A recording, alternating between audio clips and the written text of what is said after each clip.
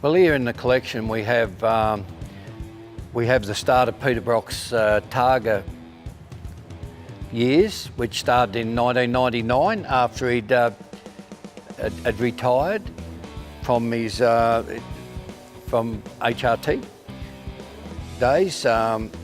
This little Torana here was purple. When James Brock built this car to take Peter to enter into his very first tarmac rallies in Tasmania, it was painted purple, and they were going really well in the car and doing really well in it, and a car in front had blown a turbo, spilled oil on the road, and Peter's gone straight off a big corner down over a bank, and it probably rattled him a little bit, because I do recall him saying that as far as he was concerned, that was probably the last time he wanted to do competition racing, and that was in a chat that I'd had with him.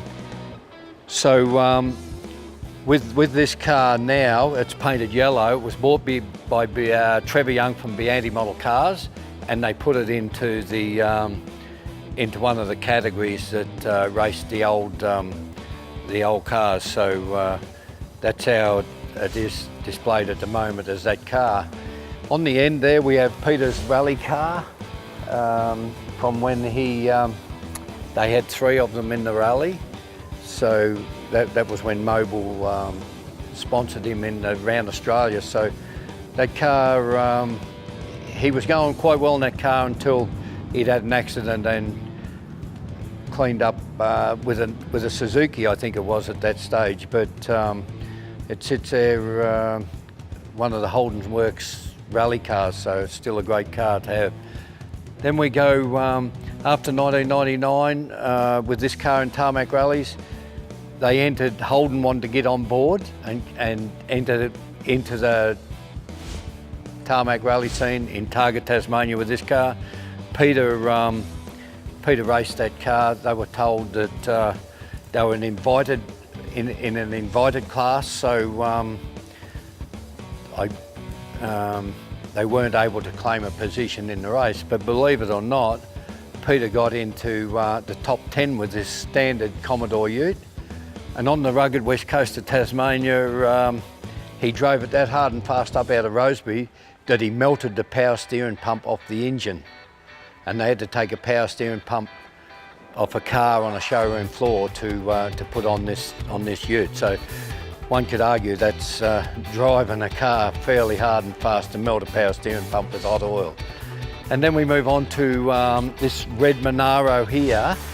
It represents the black car at the back. In 2002 it was red.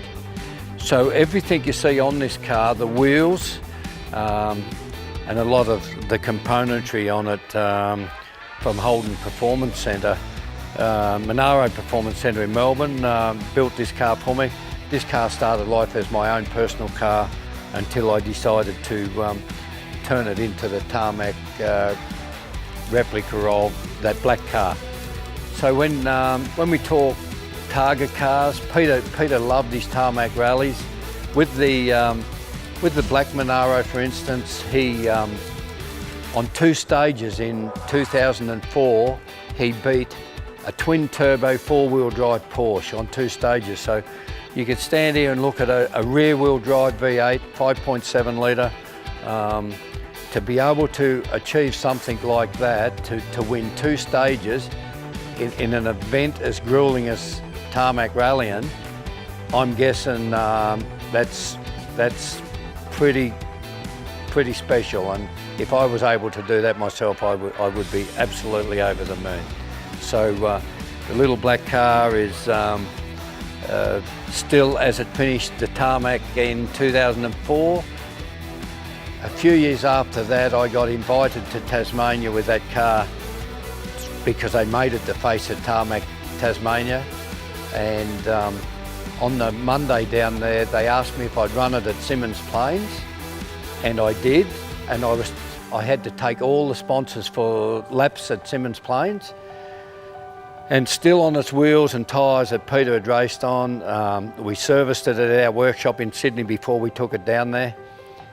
The only car that passed me on that day out there doing that was the Lamborghini of Jason White's who won the Tarmac Rally that year. So we had one of our later model HDT cars in there, and it had massive big brakes as well. It had a lot of power, and let me tell you, if you know Simmons planes, up into the hairpin at the top, he could catch me into there, and that was the end of it. We were doing probably over 250 down the back straight with that Tarmac Rally car, and still with the old tyres. So it was a bit slippery slidey, but yeah, very, very special and beautiful car.